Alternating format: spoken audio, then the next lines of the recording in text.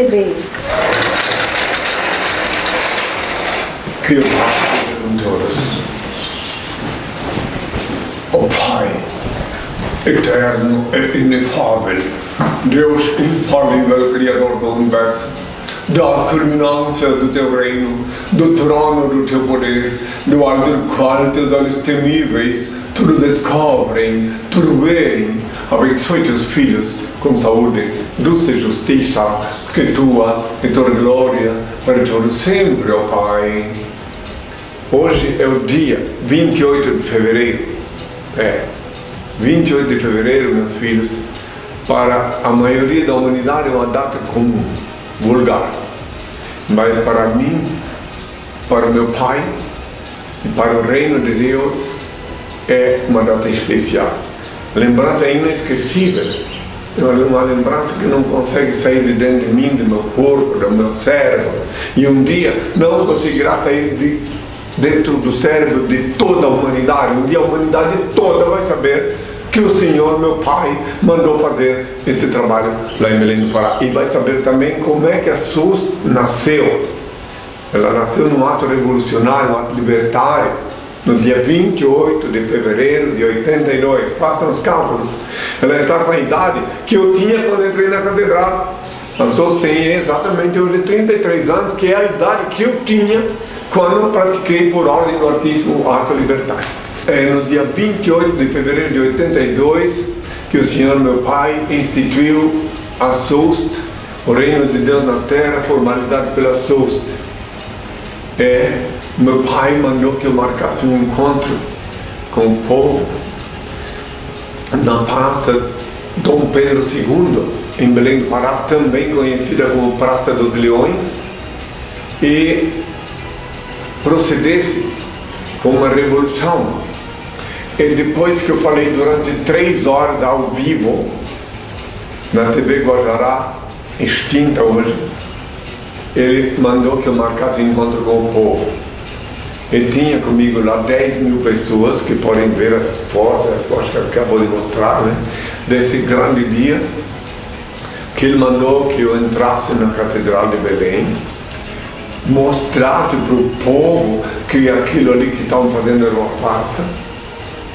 Ele disse assim, meu Pai, que eu haveria de proferir o seguinte sermão na frente do altar, removendo o mentiroso que ali estava. Saiam daqui, ladrões mentirosos, vendilhões de falsos sacramentos, adoradores de ídolos, eu sou Cristo. E ato contínuo subi no altar, conforme a ordem do Pai, e o povo me aclamava, Cristo, Cristo. E meu pai mandou que eu pegasse o bonequinho, que quebrasse o bracinho do bonequinho, mostrasse que tinha um arame dentro no lugar de osso, e que eu era de carne e osso, meu pai disse, para dizer ao povo. E o povo me viu, me ouviu, e toda a mídia que estava lá viu e registrou, só que nem todos tiveram autorização de divulgar. E lá se vão 33 anos, meus filhos. Daí, depois de umas 2 horas lá, finalmente chamaram a polícia, que veio cerca de 40 policiais e tiraram o povo à base do empurrão e cacetete. E por último, o Filho do Homem. Aí o tenente Van Tremen fez uma escadinha para descer do altar e fui para fora da catedral. E o Senhor me avisaram na véspera que haveria um caminhão à minha disposição para desfilar com o meu povo. Mas eu não sabia. Ele não me disse que o caminhão estava repleto de policiais em cima. Ele disse que eu tinha um caminhão à disposição. E daí, quando eu vi o caminhão, subi no caminhão, é claro, começaram a me questionar, discutir, que não podia, que lá era só da polícia. Eu disse, não, mas meu pai disse que agora esse caminhão fica à minha disposição para desfilar para o meu povo. Eu desfilei. A CBS lá da Sacada viu, até disse para o jornalista que não gostou do desfile de ir. Mas eu fiz o desfile, a 10 km por hora. Aí veio uma contra-ordem pelo rádio para me levarem para a central de polícia. E me levaram. Aí chegando na delegacia, obviamente monitorada pelas forças ocultas e não tão ocultas assim, que vieram do além-mar, as ordens. O delegado histericamente: tire a túnica dele, tire a roupa dele. Quem tu pensa que tu és, seu filho da... Né? Elogiou minha mãe, minha genitora. Aí tiraram minha túnica. Eles pensavam que eu ia ficar despido, mas meu pai tinha providenciado que sempre tem que ter um forro na minha túnica. Eu fiquei só com o forro durante todo o trajeto, todo o tempo que eu fui interrogado. Passei por todos os trâmites legais, o delegado histérico foi lá, me ameaçou na cela, mas os prisioneiros que tinham olhos para ver e ouvidos para ouvir, fizeram a coleta de jornais velhos e colocaram no chão da minha cela, para que eu não ficasse na umidade, que estava muito úmida a cela, a princípio só para mim. Aí depois me levaram desta cela imunda para o Instituto Renato Chaves, onde foram proceder com a identificação, esses exames de praxe, né? Em 8 horas, e todo esse trabalho foi acompanhado principalmente pela Rede Globo de televisão, que era a única que tinha câmera externa naquele tempo, porque a TV Guajará era filiada da Band, mas o diretor me avisou que eles não teriam condições, mesmo que eu falei 3 horas ao vivo, não tinham condições de me acompanhar na praça pública nem na catedral, porque eles não tinham naquele momento câmeras externas. E aí eu vi a Globo sempre me acompanhando, né? Um dia ela vai prestar o serviço para a humanidade, que a humanidade espera. Lá na catedral ela postou-se no lado esquerdo do altar assim e filmou tudo, do início ao fim. Era verdadeiramente um trabalho profissional. Mas voltando do Instituto Renato Chaves, eu estou tentando resumir. Logicamente fui levado no camburão, eu e mais meu seguidor, que Deus o tenha, o Pio Varela. Quando cheguei no presídio chamado São José, que hoje é um museu, o coronel Bahia disse para os jornais, e saiu registrado: a justiça não pode processar Jesus Cristo novamente. E o pessoal lá me aclamaram para ver os jornais da época: Cristo, Cristo, Cristo. A população carcerária assim me chamou, me recebeu. Fiquei 15 dias lá, sendo examinado oficialmente por uma junta psiquiátrica, que disse que, nas perspectivas mais otimistas, um diagnóstico sobre mim só no dia do juízo final, porque alegaram que eu estou numa outra esfera atípica que não tem como diagnosticar. E durante aqueles 15 dias eu recebi o povo lá que vinha tomar a bênção, e tinha inclusive um psiquiatra, o doutor Antenor Costa, que havia sido curado pelo meu pai através de mim com câncer no sangue, que vinha de madrugada, porque ele não queria vir de dia, de madrugada trouxe uma rede para eu dormir, porque lá em Belém do Pará, naquele tempo as prisões dormia todo mundo em rede, né? Eu trouxe uma rede branca e vermelha para eu dormir, e também trouxe um mosqueteiro de rede, e vinha sistematicamente me trazer coco para tomar água de coco em natura. Enfim, saudade, boa recordação dele, Dr. Antenor Costa, que foi proibido pela direção do hospital, pela organização que ele dirigia, dos espíritas, de falar publicamente de mim, mas que o senhor tem em sua santa paz, que crê que o passar do tempo já deve ter partido, ele era bem mais velho que eu. Bom, e daí, meus filhos, o tempo passou, 15 dias, exames, etc. 17 advogados vieram lá tentar me convencer a assinar uma petição, alegando que eles podiam me internar. Veio uma comissão de Roma para pressionar o Poder Judiciário, mas no dia 14 de março, o poderoso Senhor inspirou o Dr. Jaime Santos Rocha, ele mesmo que disse que o meu lugar era no manicômio, para que ele me chamasse lá na presença dos advogados, jornalistas, de novo, que não puderam divulgar.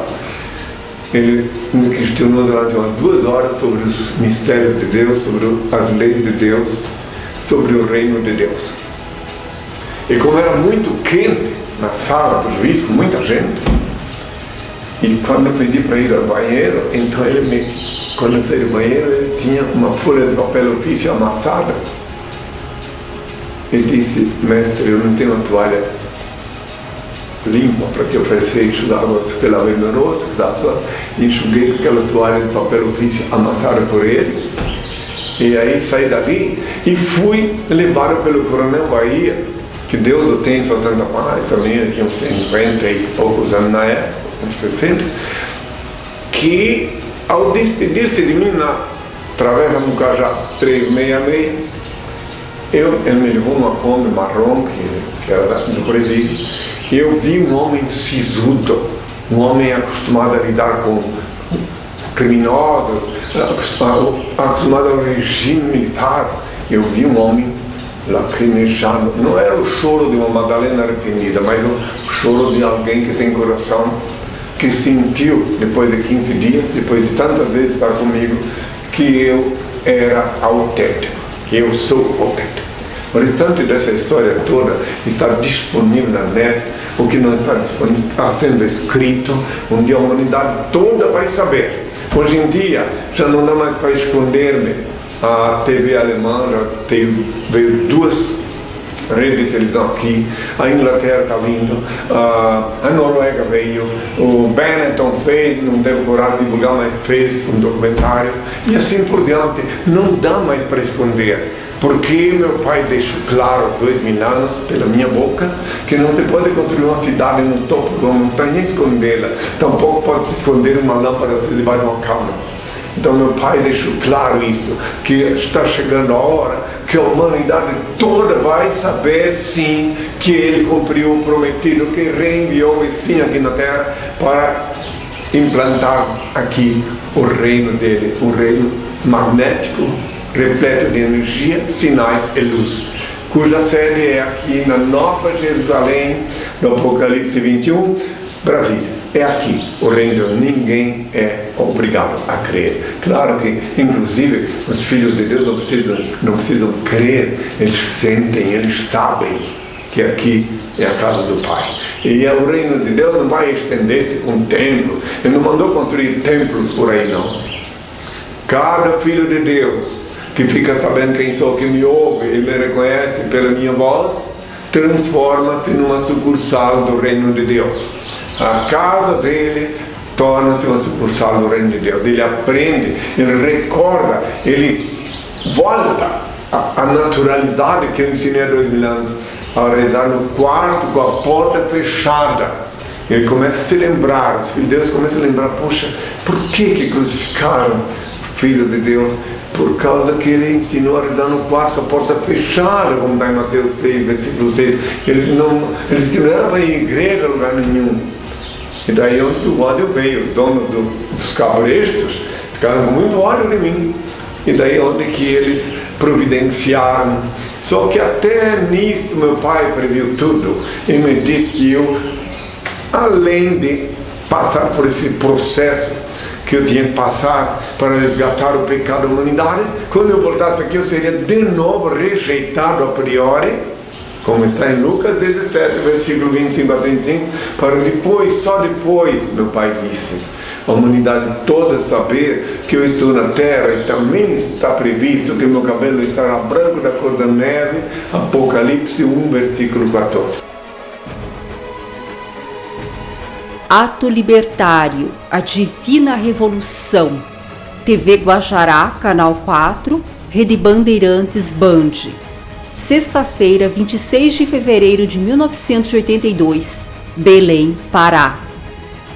Henri Cristo com a Bíblia expondo a gravidade do pecado da idolatria. Henri Cristo falou por 3 dias consecutivos na TV Guajará, Canal 4.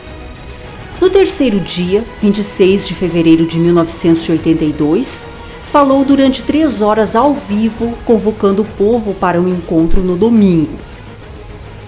Henri liderou uma revolução mística, a fim de libertar a humanidade das fantasias e dos engodos dogmáticos, mostrando o caminho da verdade e da luz. No histórico dia 28 de fevereiro de 1982, mais de 10 mil pessoas, segundo os cálculos da Polícia Militar, compareceram à Praça Dom Pedro II e, após um breve sermão, acompanharam Henri Cristo até a Catedral da Sé. Ao adentrar a catedral, Henri Cristo sustou o ritual da missa, vociferou contra o comércio religioso, a venda de sacramentos, adoração de estátuas e expulsou os sacerdotes bradando: Saiam daqui, ladrões mentirosos, vendilhões de falsos sacramentos, adoradores de ídolos, eu sou Cristo. Henri Cristo subiu no altar menor, situado no centro da catedral, e, transformando-o num andor, ordenou aos seguidores que o conduzissem a fim de anexá-lo ao altar-mor. Henri Cristo invocou seu Pai, Senhor e Deus, único ser incriado, único eterno, único ser digno de adoração e veneração, onisciente, onipotente, onipresente, único Senhor do universo, cuja morada não se limita aos templos construídos por homens. Obediente à ordem do Altíssimo, apanhou no lixo o crucifixo, arrancou a estátua da cruz e quebrou-a, ante o olhar estupefato dos presentes que o aclamavam. Cristo, Cristo, Cristo! Demonstrou nesse gesto libertário não ser um bonequinho pregado na cruz, e sim Cristo vivo, de carne e osso. O sacerdote retornou acompanhado e ordenou que retirassem Henri do altar. No momento do confronto, o Senhor disse: é a hora da violência. Pega a vela, bate na cabeça dele, senão ele também vai subir no altar. E no altar, meu filho, só tu podes subir. Henri bateu com a vela na cabeça do sacerdote que, assustado, se evadiu. Enquanto o sacerdote veio por trás, o capacho, propositalmente sem camisa, simultaneamente se infiltrou pela frente, numa tentativa de derrubar Henri Cristo do altar. Foi, todavia, rendido pelos populares. O sacerdote retornou e arremessou uma cadeira contra Henri Cristo no intuito de derrubá-lo do altar e abortar a divina revolução. Mas, obediente ao poderoso eterno Senhor do Universo, Henri rapidamente segurou a cadeira e, num magistral gesto de triunfo, colocou-a sobre o altar para servir-lhe de assento. Nesse exato momento, o Altíssimo disse que a cadeira legitimaria o trono hoje existente sobre o altar da Santíssima Trindade, na sede do Reino de Deus formalizado pela Soust em Brasília, Nova Jerusalém, Apocalipse capítulo 21. Após o violento confronto, Henri Cristo designou 2 seguidores para que guardassem suas costas no altar. Minutos depois, o sacerdote chamou o batalhão de choque da Polícia Militar, que durante 2 horas evacuou o povo da catedral à força, flagrante do momento em que um cidadão invoca seus direitos constitucionais. O tenente Van Crane fez uma escadinha com as mãos para que Henri Cristo descesse do altar. Quando Henri era conduzido para fora da catedral, seu Pai, Senhor e Deus disse-lhe o nome da nova ordem mística, Soust, Suprema Ordem Universal da Santíssima Trindade, que se constitui na oficialização do reino de Deus sobre a terra, na formação de um só rebanho e um só pastor. No sábado, véspera da Divina Revolução, antes de perpetrar o ato libertário, Henri Cristo fora avisado por seu Pai, Senhor e Deus de que haveria um caminhão à sua disposição e deveria apossar-se do mesmo a fim de desfilar e abençoar o povo. Saindo da catedral, ao avistar o caminhão tomara que chova da polícia militar, Henri viu-se cumprir a promessa do Senhor. Coroando aquele sublime momento de glória, Henri subiu no caminhão e determinou aos policiais que o veículo fosse conduzido a 10 km por hora a fim de que pudesse abençoar o povo. A princípio eles relutaram em obedecer, mas Henri Cristo, dizendo ser ordem do Pai, se impôs, exercendo a autoridade de que fora investido ao receber a ordem do Altíssimo. O mesmo povo que testemunhou o ato libertário veio emocionado em sua direção. Ao receber uma contra-ordem, o soldado motorista aumentou a velocidade e conduziu o caminhão com Henri Cristo à central de polícia para interrogatório e dali ao presídio São José. Chegada de Henri Cristo à central de polícia. Rosto sereno, pés descalços, uma vez mais rumo ao julgamento dos homens, como no tempo em que se chamava Jesus. Sob impropérios e implacáveis ordens do histérico delegado de polícia, Hamilton César Ponte Souza, foi-lhe arrancada a túnica. Em delírio, o delegado lucubrou que Henri sem a túnica seria menos convicto.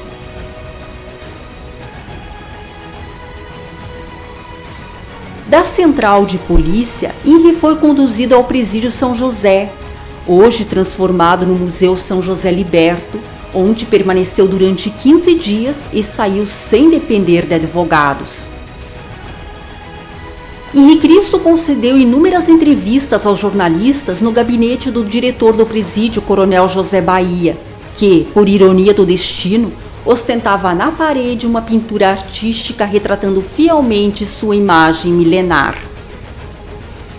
Na cela número 14 do presídio São José, Henri Cristo abençoava os que vinham em busca de graças divinas. Uma junta psiquiátrica nomeada oficialmente pelo juiz Dr. Jaime dos Santos Rocha e presidida pelo Dr. Nerival Barros, examinou Henri Cristo e disse que, conforme perspectivas otimistas, só poderiam concluir um laudo sobre o Filho de Deus no dia do juízo final, alegando que ele atua numa esfera intelectual superior, considerada atípica. Em 15 de março de 1982, Henri Cristo saiu do presídio sem depender de advogados. Em 20 de abril de 1982, Henri oficializou a instituição da SOUST em Curitiba, capital do estado do Paraná, onde permaneceu por 24 anos até a transferência para Brasília, em 18 de maio de 2006. Brasília é a Nova Jerusalém do Apocalipse 21, a capital mística do mundo.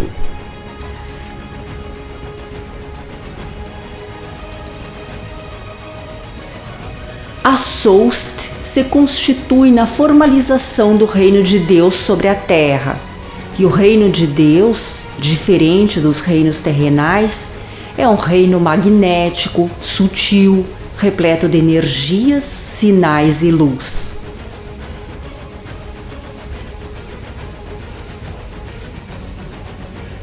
Henri Cristo fala ao vivo todos os sábados às 11 horas da manhã em nossa TV online, henricristo.tv, o canal da liberdade consciencial.